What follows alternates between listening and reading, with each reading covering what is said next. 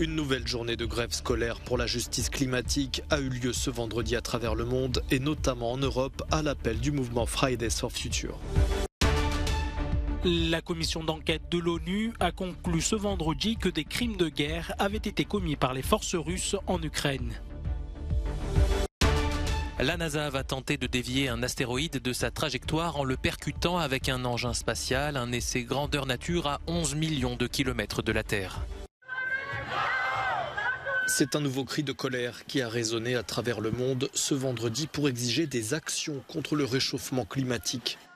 À l'occasion d'une nouvelle journée mondiale de grève scolaire pour la justice climatique, plusieurs centaines de manifestations ont été organisées à l'appel du mouvement Fridays for Future, comme ici à Berlin en Allemagne.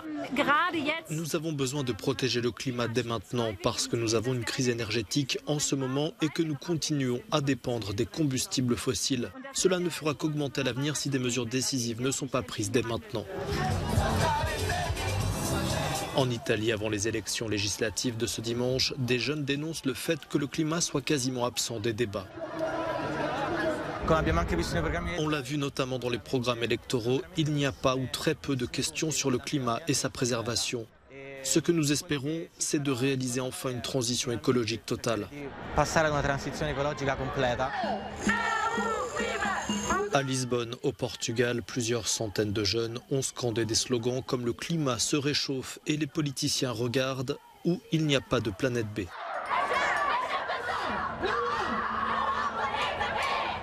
En France, des marches mais aussi des blocages ont été organisés ce vendredi, notamment à Lyon où des militants de Youth for Climate ont bloqué pendant 1 heure l'entrée d'un site de Total Energy pour dénoncer un méga-projet pétrolier en Ouganda. D'après les enquêteurs de l'ONU, il n'y a pas de doute. Des crimes de guerre ont été perpétrés en Ukraine. La commission d'enquête des Nations Unies a présenté ce vendredi les premières conclusions de son investigation sur les graves violations des droits humains commises par les forces russes en Ukraine. Sur la base des preuves rassemblées par la commission, celle-ci a conclu que des crimes de guerre ont été commis en Ukraine. Nous avons été frappés par le grand nombre d'exécutions dans les régions que nous avons visitées. La Commission enquête actuellement sur ces décès dans 16 villes et localités. Nous avons reçu des allégations crédibles concernant de nombreux autres cas d'exécution que nous sommes en train de documenter. La semaine dernière, plus de 440 tombes et une fosse commune ont été retrouvées près d'Izium, une ville reprise par les forces ukrainiennes. Selon Kiev, les corps des victimes portaient des traces de morts violentes et de torture.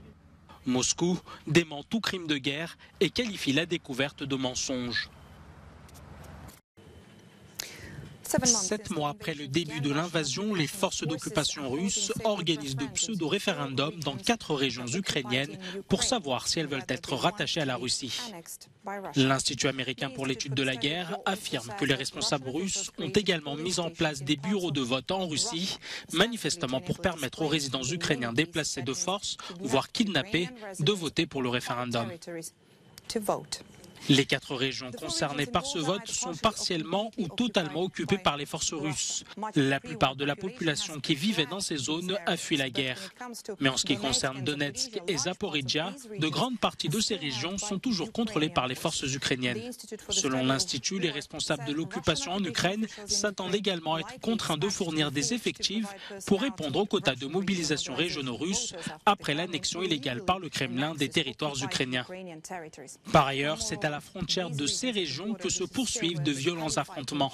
Les forces ukrainiennes auraient poursuivi des opérations de contre-offensive le long de la frontière des régions de Kharkiv, Lugansk et auraient continué leur progression vers Liman.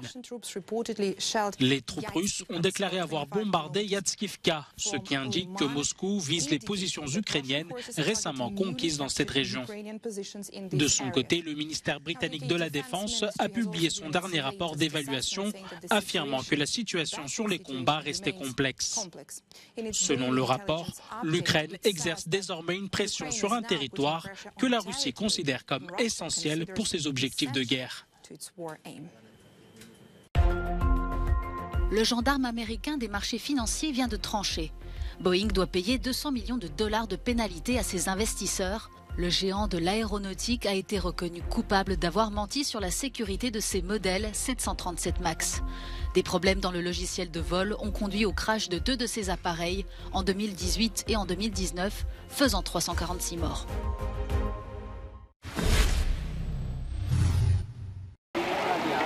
À 2 jours des élections législatives en Italie, voici le temps des derniers meetings. Giorgia Meloni, à la tête de l'alliance d'extrême droite et droite, continue de faire la course en tête selon les observateurs. Hier soir, ses supporters étaient invités à Piazza del Popolo à Rome pour une démonstration de force en compagnie de Matteo Salvini et Silvio Berlusconi. La campagne électorale est entrée dans sa phase finale ici en Italie. Nous sommes prêts à rendre à l'Italie sa grandeur, sa liberté et sa fierté. Tels sont les mots utilisés par Giorgia Meloni lorsqu'elle s'est adressée à une foule enthousiaste hier à l'occasion du dernier rassemblement de la coalition. Plus tard ce vendredi sur cette même place, les partisans du Parti démocrate de gauche se rassembleront également dans la capitale italienne. Et avec l'embargo sur les sondages qui est entré en vigueur 2 semaines avant le jour du scrutin, les résultats qui sont attendus lundi pourraient réserver quelques surprises. Nous savons également que de nombreuses personnes, de nombreux électeurs décideront pour qui voter à la toute dernière minute, bien que la coalition de droite ait été largement en tête dans les derniers sondages disponibles. Et nous devrons également surveiller la participation des électeurs.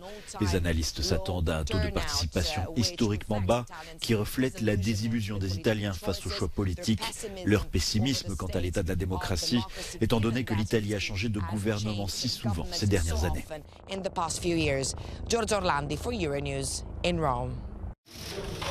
Originaire des Pouilles, Giuseppe Conte, juriste de formation, a pris la tête du mouvement 5 étoiles en janvier 2021.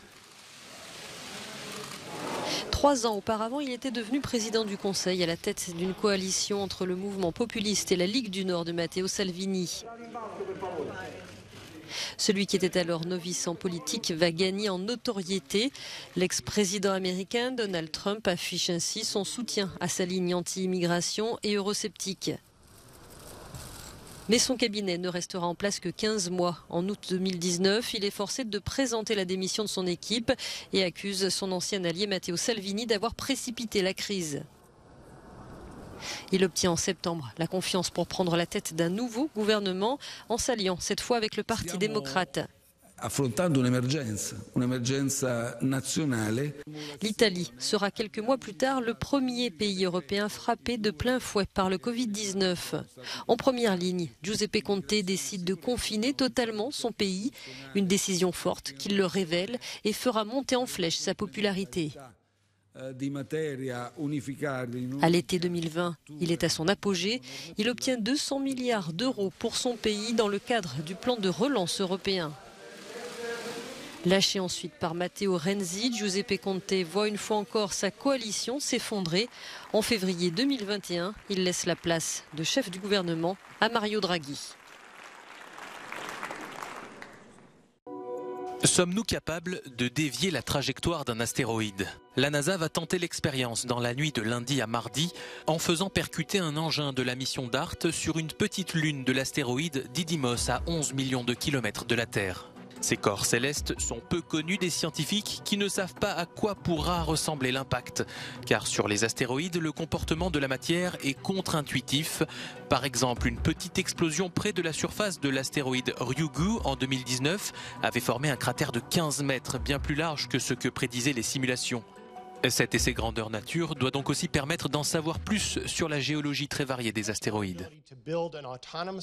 Premièrement, nous allons tester notre capacité à construire un vaisseau guidé de manière autonome qui réalisera l'impact cinétique sur l'astéroïde, explique Tom Statler, scientifique du programme DART de la NASA.